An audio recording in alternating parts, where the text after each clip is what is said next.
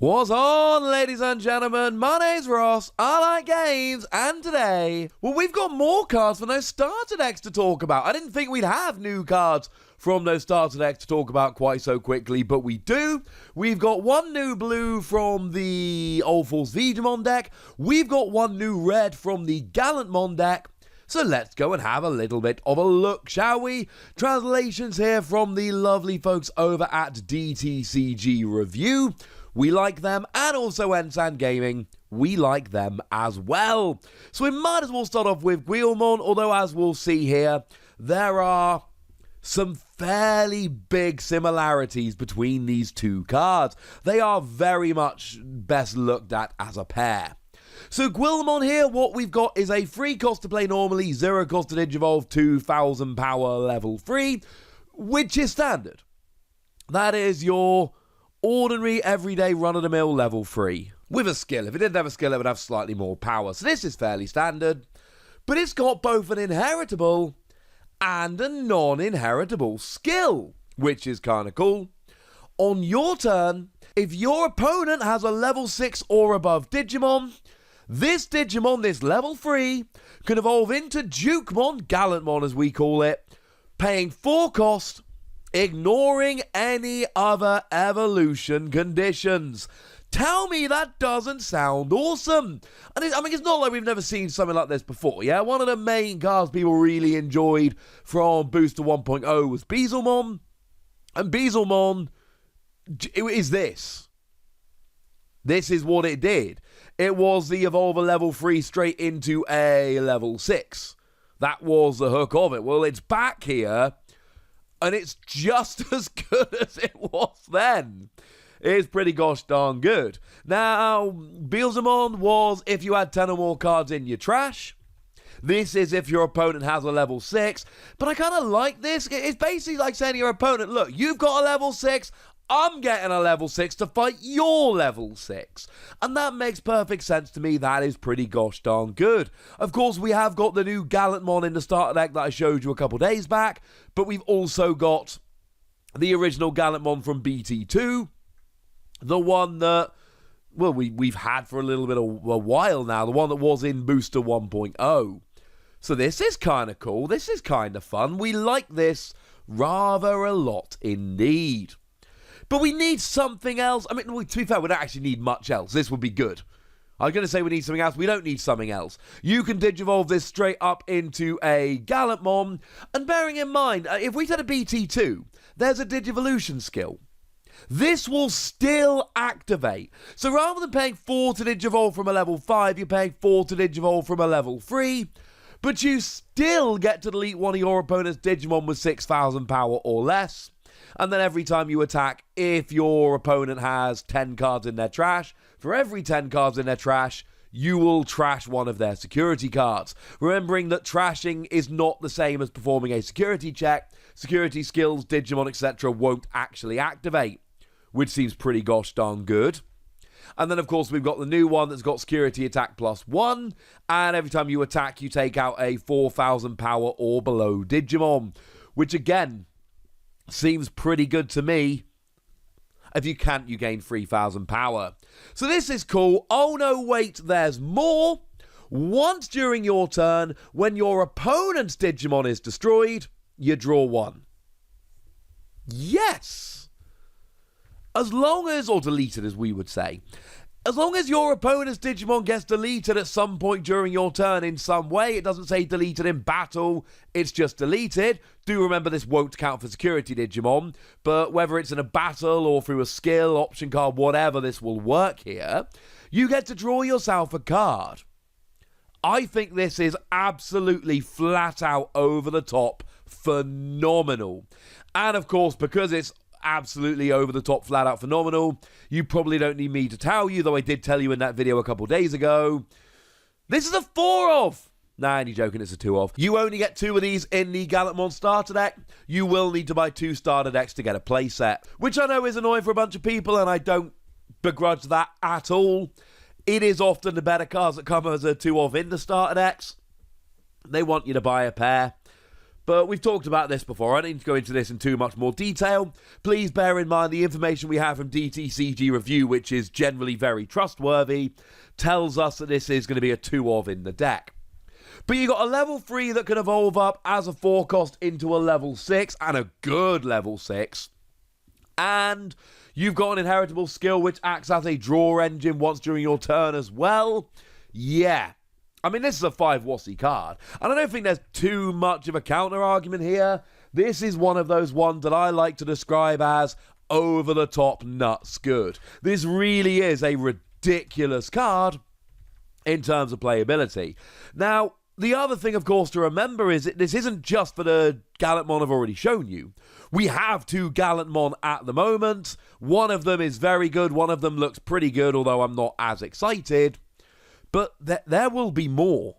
And every time we get a new Gallantmon, this will work. And you will always be able to use that Gallantmon to Digivolve from this. And that is ridiculous as well. So this is one to bear in mind for the future. You know, we've already had 2 Gallantmon. I would not actually presume that, oh, we're never getting any more. I mean, if we've had 2 already, I think it's actually a pretty good bet that more will be coming in the future. You have been warned. And now, because this Quillmon exists, every single Gallantmon we ever get in the future will all of a sudden be significantly better. This is a very, very cool card. Now, the other one we've got here is Veemon from the blue starter deck. And look, they were revealed as a pair. We're looking at them in this video as a pair. They are very much a pair of cards, alright? So, if we look at the stats here, the stats are exactly the same. We've got a 3 cost to play normally, 0 cost to Digivolve, 2000 power level 3, which is standard for a level 3 Digimon with a decent skill. It is exactly what we would usually expect.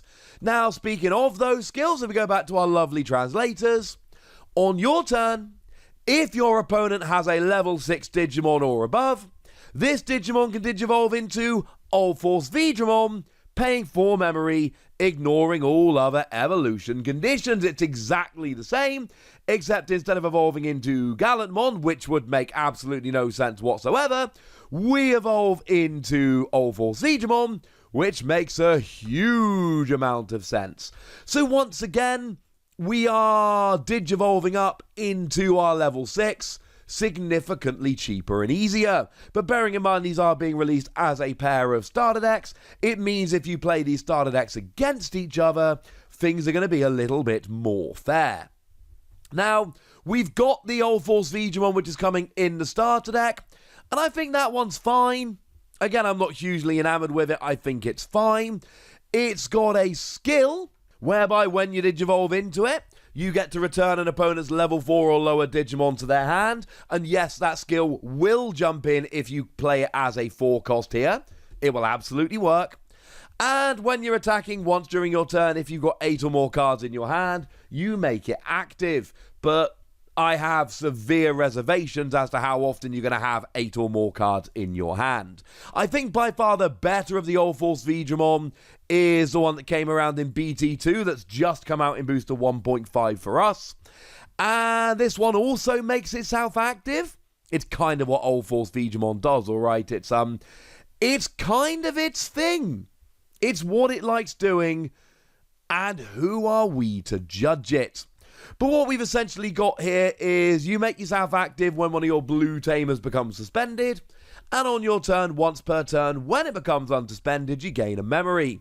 As far as I'm concerned, a far better card, and no reason not to Digivolve it up as a 4 cost.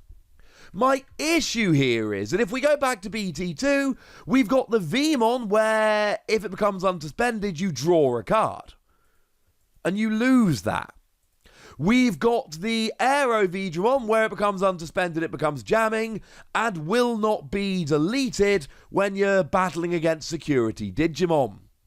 We've got decent Digimon in this evolution line that we may wish to actually use to get their inheritable skills, which we are giving up if we go straight from the 3 to the 6.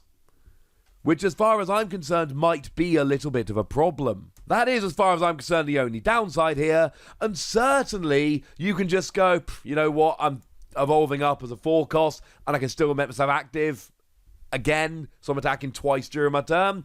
I'm willing to give up a couple of inheritable skills, but I do think we are now at a stage where we can actually say, look, there are two ways to play this. One of them, Veemon helps you out beautifully. The other one, Veemon actually is a slight disadvantage, but then again, you don't have to do it.